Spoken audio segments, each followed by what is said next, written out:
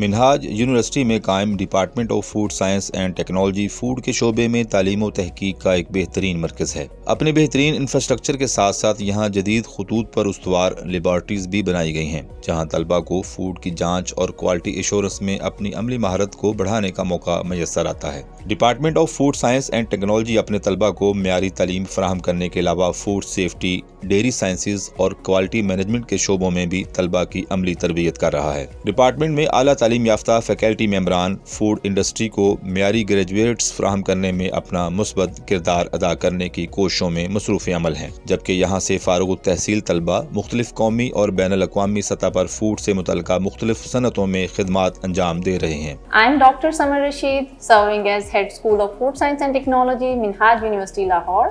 If you want to join Food Science and Technology, then Minhaj University, Lahore can be the best place of learning with state-of-the-art facilities, where we are offering BS Food Science and Technology, BS Dairy Science and Technology, BS Food Safety and Quality Management, MPhil in Food Science and Technology, and PhD in Food Science and Technology.